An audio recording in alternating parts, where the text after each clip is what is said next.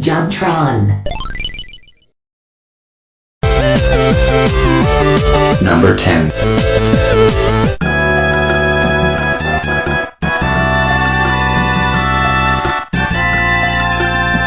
You know, I've got something to confess. I'm not sure how much I really like Earthbound as a game, but as I'm going back to try to think of things to fit in this list, I'm struck with oddly fond memories of it. Like, what were they on when they made this game? That's another thing about SNES games that I used to adore, the fact that the weirdness just took the immersion that much farther. If you played long enough, you'd almost trance and start to accept the trippy game logic as true, like a bee talking to you, then giving you a tutorial speech that can loop forever? Like he did what? I don't know about this game. I want you all to know, I rather dislike this game as a game. I mean, nothing's more fun than watching a static blank background and pushing A, right? Nothing. But as an experience, well, this game excels to Distant Nebulae and back. I really do think a game can be an experience alone sometimes if it plays its cards right. I mean, look at Heavy Rain. Jason!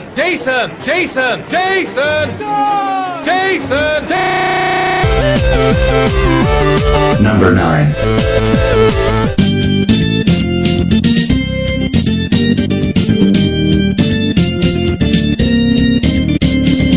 Best Castlevania theme ever!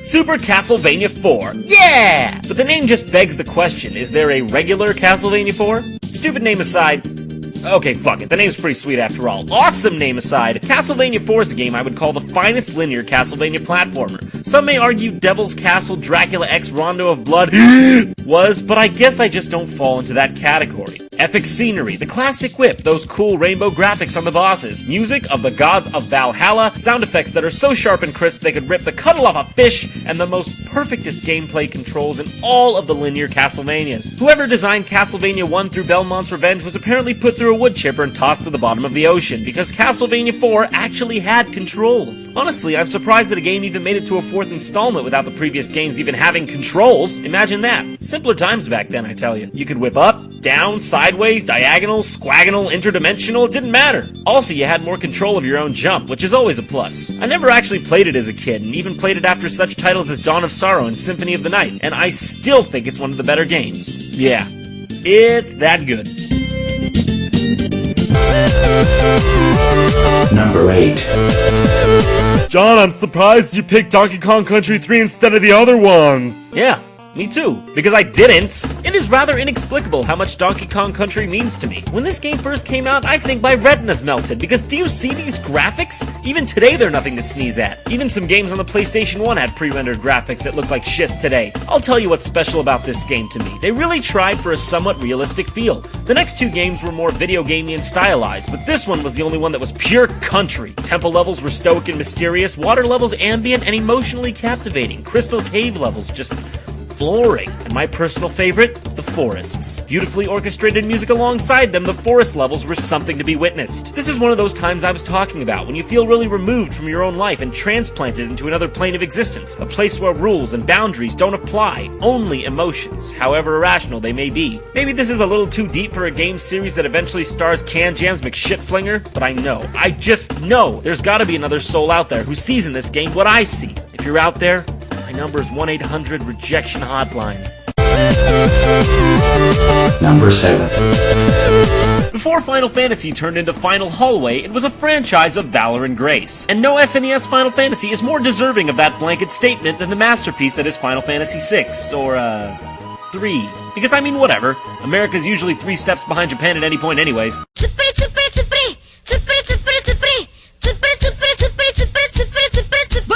This game was a more mature and evolved take on the RPG genre. Don't quote me on it, but I think this game factored in largely for the turning point in video game storytelling. You were no longer shoved a paragraph of text to read a la the days of yester. You experienced the events and character relationships for yourself, finding the impact of the story to you in a way previously impossible for games like Ultima to realistically achieve. Games like this were almost dreamlike. I think this is especially true in this case because you tried to relate your 3D real-world feelings to this 2D game. In terms of audio, there's nothing to miss. I think it's quite amazing that Nobuo Uematsu was able to create such haunting and uplifting melodies through such musical limitations. But I suppose it's not too surprising, for masterful music is masterful music, no matter which way you render it. Go ninja, go ninja, go! Go ninja, go ninja! Number 6. One day my neighbor was like, "Do you want to play a game I have called Zombies Ate My Neighbors?" To which I replied, "What are you trying to make me look like a fool in front of my family and friends? Ain't nobody named their game something stupid like that." To which he replied, "Holy fucking shit." The name Zombies Ate My Neighbors is an obvious preliminary draw just for curiosity's sake, but I'd never have imagined that such a peculiarly named cartridge would end up being pretty much the best multiplayer experience on the Super Nintendo. Man, this game was hard, but in a good way. And honestly, it still challenges me every time I pick it up to play nowadays. What a crazy-ass game. You used everything as a weapon against the undead horde. Popsicles, soda cans, and another cool thing is that it was both co-op and competitive at the same time, and also made you want to kill whatever friend you were playing with. It benefited both of you to keep each other alive, but that said, there was no incentive to keep you from hoarding all the items to yourself. Yeah, that works out great. Before you know it, you're planning out each other's assassinations. But in the end, after Brad Pitt comes back to life, you realize that it was all in good fun, and the spirit of the game is really where it's at. Until you guys pop in Legend of Zelda 4 Swords and start playing that together. Number 5. Awesome! A new Mario game! Let's go home and play that shit! What you've just experienced is the way I felt upon first playing Super Mario RPG. That was it. The first RPG I'd ever played. I was primarily an action gamer at the time and didn't really understand the concept of something like this. I only picked it up from Brokebuster because it was a Mario game after all. Sad to say, but my child mind just couldn't handle what Legend of the Seven Stars had to offer at that time. So for 7 long years, Super Mario RPG lay at the bottom of the ocean, cursed by the gods to live in deafening solitude, until the foretold day that it was time for the Legend of the Seven Stars to rise again. Unfortunately though, by that point my cartridge was too damaged by water to play, and thus I discovered the phenomenon that was the emulator. You are a pirate! Shut up. I don't endorse pirating games, but this was back in the day when eBay wasn't well known, I had no money, and retro gaming fairs weren't exactly within my reach. So emulators were the only place I had to turn for reliving retro games. I'd finally regrouped with Super Mario RPG, but this time it was different. I understood and loved RPGs. And it just so happened that this particular one happened to be one of the finest. Killer graphics, killer music, killers.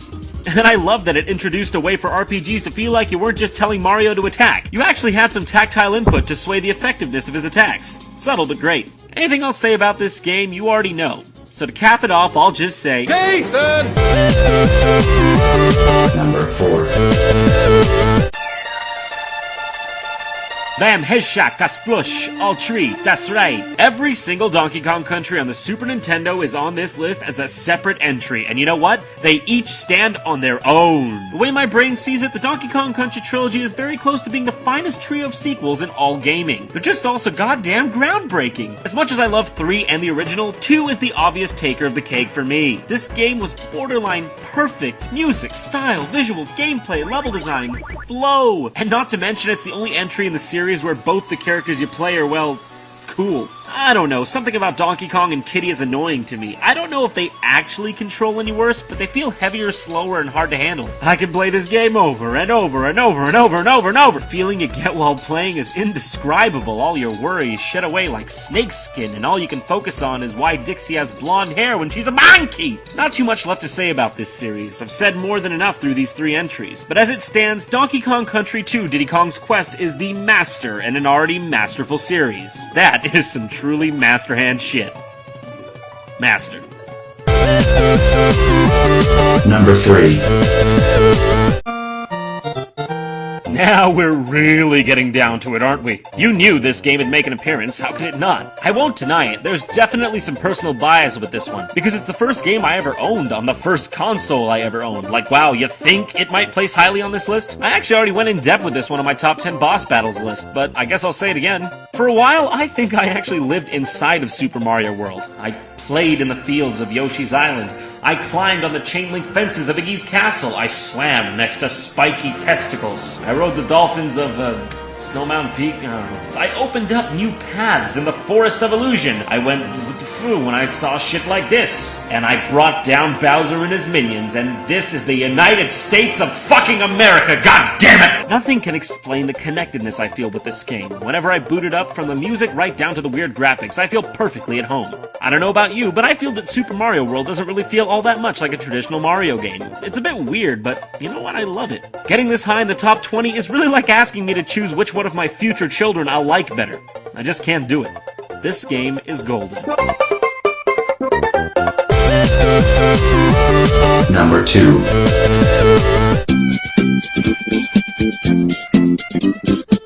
Okay, now we're getting into some really serious shit. No more jokes. How about a dozen eggs? Cost me $442. I know people love and appreciate Yoshi's Island, but I don't think that they love it and appreciate it as much as they should. In my humblest of opinions, Yoshi's Island is the finest platformer to ever grace the earth. It's perfect. 100% perfect. Even Super Mario World's got some flaws here and there, but Yoshi's Island is 10 out of 10. Why, you ask? Well, let me lay it on you. Each level had something unique and different. The controls were so perfect and fluid that I have not played a game to this date that would give me the same feeling of control and exhilaration. The mechanics were beautifully crafted. The jump is multi-dimensional in design. You can jump normally, but then float to bring yourself some extra accuracy. The tongue is perfectly integrated into the game, bringing an entire new level of depth that couldn't be achieved with Mario's non-reaching abilities. Keeping all that in mind, the level design is also perfect and wonderfully varied. Never once does this game feel like it's getting repetitive. The music is godlike, the visuals are breathtaking, the sounds perfectly describe the actions in the environment. There's a shit ton of levels. Super Mario World 2 Yoshi's Island is the Mozart of technological and spiritual advancement in the early video game industry. The Beethoven, the Da Vinci. It's Yoshi's Island, motherfucker!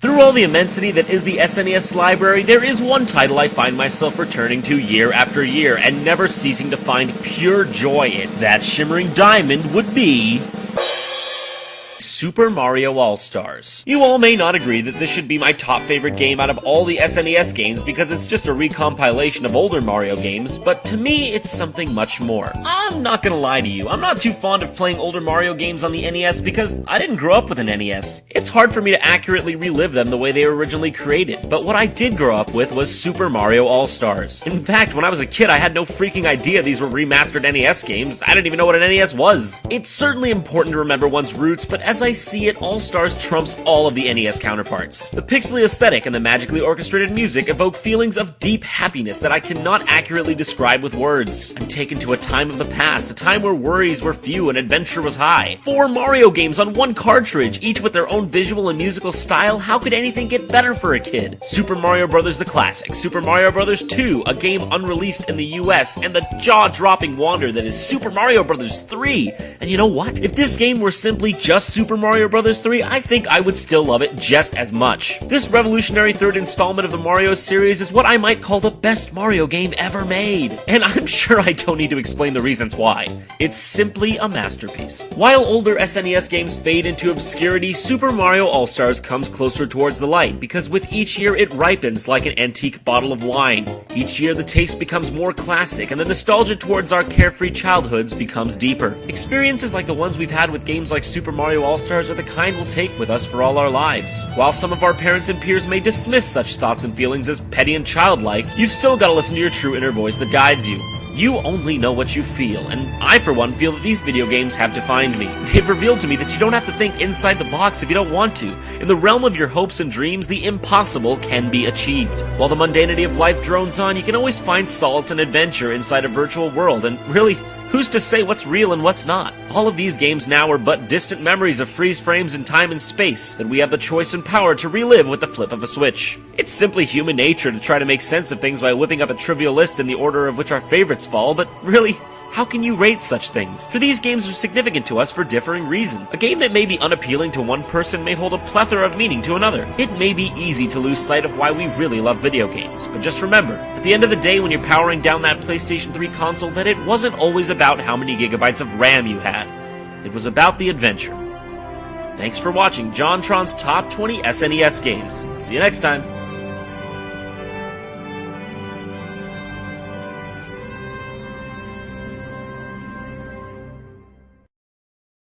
Go to normalboots.com right now to see a new JonTron original, and if you want to follow us on social networking, go to facebook.com/JonTronShow or twitter.com/JonTronShow.